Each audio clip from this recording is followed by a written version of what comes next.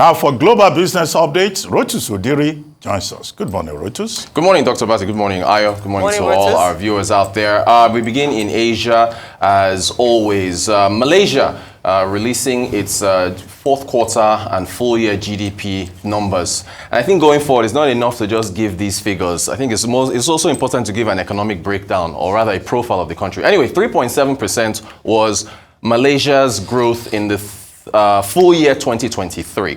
Their target was between 4 to 5%. They fell short of the target. Look at 2022. Malaysia was one of the, had one of the best economic performances in 2022, 8.7% growth. Break it down quarterly, and if you look at the first quarter, it was healthy of 2023, 5.6%. Second quarter was 2.9%. Your third quarter, 3.3%. You can see the slowdown from there. And the fourth quarter. Now, why was that? The central bank talked about slowdown in global trade. They talked about their exports. China in the region is one of the biggest customers for all these Asian countries, but also exports to the EU, the US, and so on and so forth. Now, I really want to make a point here about population. Look at Malaysia's economic profile, just so we don't just give GDP figures. 33.9 million people, according to the World Bank, as of 2022. Now, you've got a GDP of 407 billion. That's basically where Nigeria and Egypt, arguably South Africa are, right, within that region. But they only have 33 million people. So when you divide, your per capita GDP is almost $12,000 per person. This is a country that is not doing badly. Look at their exports. Electronics, semiconductors, palm oil. I remember when Dr. Abati, during COVID, was talking about how Malaysia was restricting palm oil exports to the world because they wanted to make sure their supply would meet their domestic demand. Liquefied natural gas. They also have petroleum. They also make vehicles, and they export cars as well. Unemployment for full year, 3.7%. Their headline, and we're going to get to Nigeria's inflation in a moment. Headline inflation for the fourth quarter of 2023 was 1.6%. And guess what? It was 2% in the third quarter of 2023. It decelerated to 1.6% because food prices fell. Food prices were falling in Malaysia. We talked about Indonesia yesterday. I didn't get to this yesterday. Indonesia, we're talking about the election there and so on and so forth. Indonesia's population is 273 million. Their GDP is 1.1 trillion. And I need to make a point about countries whose populations are above 200 million and the size of their economies to take care of this. So 1.1 trillion per capita GDP. Again, they have a much larger population than Malaysia. So you divide, you're going to get about 4,788 as per capita GDP.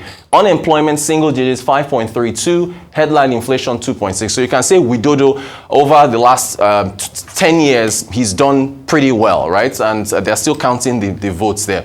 Now, if you take a look at the countries, I just took the top 7 countries in the world with populations. Look at something here.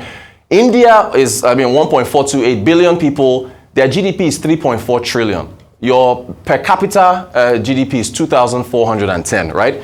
China is 1.425. You remember India overtook China. GDP is 17 trillion. They have a per capita GDP of 12,007. You've got the USA, 339 million people, 25 trillion economy, 76,000, of course, obviously one of the wealthiest countries in the world. Look at Indonesia. The point I'm trying to make here is this. The only outlier here is Pakistan. Pakistan has 240 million people. They have a 374 billion GDP. Their per capita is the lowest on this chart here. And, Pakistan has terrorism. They've got, no FX. It's a poor country, right? Nigeria and Pakistan are the only two. Look at Brazil. Brazil, 216 million people. Brazil basically has a $2 trillion economy. Their per capita GDP is 8,000. The point here is that, and again, I'm going on this population thing again. You cannot have a 200 million strong population and have GDP of less than $1 trillion. You've got to have a massive economy to be able to take care of your population. And if you look at, again, the natural resources that Malaysia has, it's no different than what Nigeria has. Nigeria has LNG, Malaysia has LNG. Nigeria has palm oil, Malaysia has palm oil. Nigeria has petroleum, Malaysia has petroleum. So it's almost the same thing. But what's the big difference? Malaysia could be a state in Nigeria because it is so small with just 33.9 people. But look at the exports. I mean, we don't have electronics and vehicles because we've got issues with production and power. But something has to be said for the size of your economy relative to your population. We move on from that to the Europe. The EU Commission has revised their growth prospects for the Euro area and the wider EU. They release these forecasts, I think, about 2 or 3 times a year. The next one is coming in May or so. And so again, just a difference here. EU and Euro area. The Euro area is for the countries that have adopted the Euro as the currency. And then the wider EU is basically the wider European Union. But that includes nations like your Sweden and Denmark and Switzerland that don't use the Euro currency. So anyway, you can see they've cut their forecast. It was 0.5%, 0.9. It was like 1.1, 1.2 for 2023, 2024. Basically, the gist of what you're looking at here is that Euro area growth is slowing. So they are revising their forecast downwards. But that's GDP. For inflation, they're also looking at inflation slowing down. So 2023 was like, the forecast was for 6.3%. You can see 2024, 3%, and 2025, 2.5%. So you're getting slowly, well, at least as far as their forecasts are concerned, slowly back towards that 2% target for the European Central Bank. Moving to, I think, tech now. OpenAI revealed their Sora. Sora is text to video, and this stuff is really incredible. Basically, you just type in a prompt. You can type anything you want, and it's text to video. So if you look at some demonstrations here, this is not real. This is completely generated by AI. It's basically a cat and its owner in bed. It is not real.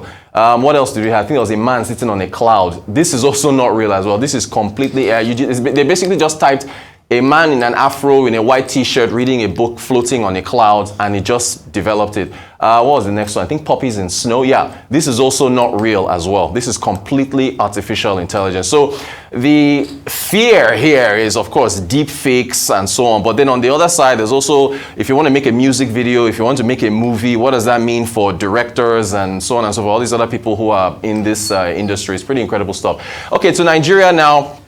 Inflation, and this is, we've got the Monetary Policy Committee meeting coming up in a couple of weeks, right? Inflation just continues to climb. 2-decade high, your headline inflation at 29.9%. Look at food inflation, 35.4%, continuing to go. We know the president had a meeting with the governors and they're talking about a committee board for food and all these other things. Everything across the board increased. Core, well, that's when you strip out volatile items. Urban inflation, 31.9%. Interesting, inflation in the urban areas higher than those in the rural areas, which is, well, shouldn't be surprised. 31.9, 28%. And then look at month-on-month inflation. It's the same story across the board. Look at that, 2.64, food inflation 3.7, core, urban, rural. That is our updates for today. Your population is too big. You got to reduce it. Okay, is it a population problem or the fact that we need to increase our GDP? Well, it's both, right? Yeah, it's both. But how do you get the fact that leave the population alone? No, we're not going to talk about that. And Doctor said this last week. And I totally agree with him. How are you going to deal with mindsets, cultural and religious beliefs? Then you will continue to have this growth. Let's leave population. You can't leave it. You cannot leave population. More, especially on increasing our GDP, especially when you compare the countries. Can we do both? Can we do both? Can you focus on GDP and also tell people to have less children? I think it's not going to work. So let's focus on the one that can work. Okay. Because President Tinubu had said earlier this year, was it late last year, that they were looking at a $1 trillion economy. That's what he had said. By 2030. It's not going to happen. It's not going to happen. So let's look at why we have a challenge, in terms of the fact that I love the comparison you did, especially looking at countries with very high population and looking at the fact that when you look at us and Malaysia, when we were reeling out the things, I was thinking this could possibly be Nigeria's story. Yeah. Where, aside from maybe there's one product, there may be electronics and stuff. Yeah. We're not quite there yet. But in terms of oil, in terms of LNG, in terms of palm oil, what is the problem? Why are we not a productive nation? We've had many conversations as to what these reasons are, and I don't think they are far-fetched in order for us to tackle these problems. I think it's easier to tackle those issues than it is to tell people to stop having children.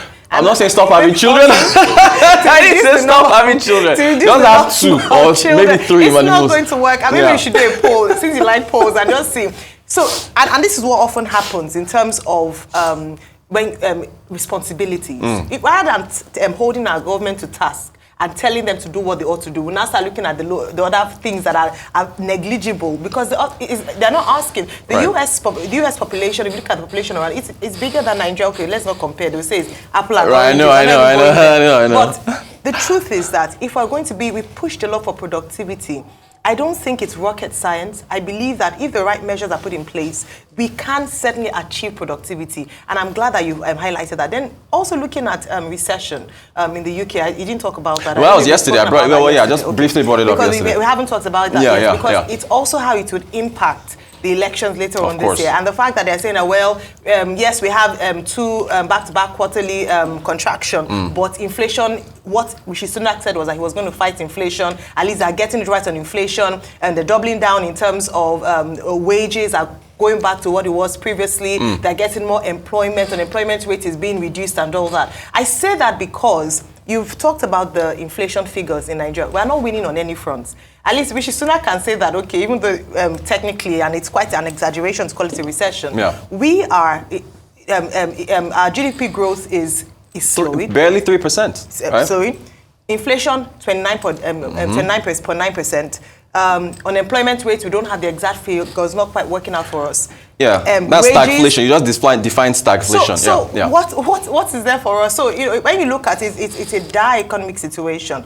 But like we mentioned, we are not in a completely hopeless position. True, I agree. You talk about power. Why can't we get power right? Why is it rocket science? Electricity subsidies. Number 2, we talk about creating an enabling environment for the manufacturing industry. We must see our trade deficit is high. We must also be able to compete favorably. Yesterday, when we talked about the signing the trade agreement between the UK and Nigeria, I talked about how do we maximize it. Right. Usually, when these countries come and they sign all these agreements, they benefit and they maximize the terms of the agreement. But for us, we have a lot of limiting factors that ensures that we are not able to maximize those agreements. So there are a number of internal things, and I know that the president is grappling with a lot of things, food insecurity, security, and other things. But in terms of the economy, a number of people are saying that the Minister of Finance and coordinating Minister of the Economy needs to be doing more. Needs to be talking to us more. We're hearing a bit more from at least now from the CBN governor. Can I quickly shout out? I want to quickly shout out our correspondent Georgina Ndukwe Zeinka and her reports on power. And shout out to the Minister of Power Adelabu. He's finally come out. I think you played it yesterday. Or we played it. He said he's like, you got to take away the subsidies. He's now openly calling for. I don't think that's going to work. Okay, well. I don't. You don't want to take tough decisions. I'm not saying don't take tough decisions, but you must also take decisions that will not cripple or kill the people. So whilst you're doing that, you want a combination of fuel subsidy, electricity subsidy being removed. It would total anarchy. Okay. So we have to look for a sustainable way. Yes, I know ultimately we will have to remove that subsidy. Look at fuel subsidy now. The IMF has come out to say that they've not removed fuel subsidy. So it's not practical at this point. Okay. Now, I see you like to link population to it. I'm obsessed, doctor. We discussed this the other time, tracing it back to Thomas Malthus and essay on population. And I had made the point then that, look, in Nigeria, population control is something that will be very difficult to push for reasons of culture, tradition, and religion also, and the sentiments that are attached in all these areas. So it's an old debate in Nigeria. However, there's a difference between population control and population management. Now, those countries that you see doing well, I mean, China has more population than us. You know, India has more population. India is doing very well. Brazil is more populous than Nigeria. The only difference there is, I think, Malaysia, that is just 3.9 million. Now, I refer you to 3 books, which I've quoted on this program before. Why Nations Fail. That's by Asemoglu and Robinson. Breakout Nations by Rushi Sharma. Why Nations Are Poor by Patu Tome, to quote a local book. Yeah. Now, in these 3 books, the scholars are not saying countries are poor because of large population.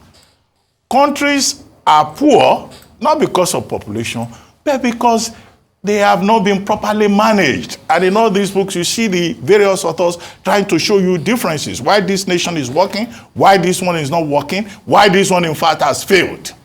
If Nigeria is failing, it's not because we are many, though. It's about leadership. Look at China. Look at, the leadership in China. Yes, they are going through deflationary measures, but look at the effort that the Chinese leadership puts into managing the economy and managing the population. Management, not control. Now, they had a control policy which they moved away from, with the effect on the labor that is available in that country. Look at Indonesia that you mentioned. Suharto, Sukarno. These were serious leaders. Take Malaysia that you mentioned. Under Mahathir Mohamad, provided quality leaderships to an extent that Malaysia began to produce their own vehicles and, productivity in that population. When Anwar Ibrahim became a prime minister, yes, there were issues with him, but it looked like he was being victimized. But you see a country that takes leadership seriously. Look at Brazil with Lula da Silva. Lula da Silva focusing on how to take the people out of poverty. I don't think that population is our problem. Our problem is leadership. If we have the right leaders who put the right policies in place, this country will prosper. And in any case, the population you keep talking about, by 2050, by 2050, we'll be working on top of each other in this same country. That is the projection. Right. Now, as for inflation, well, in Nigeria, when things go up, they don't come down.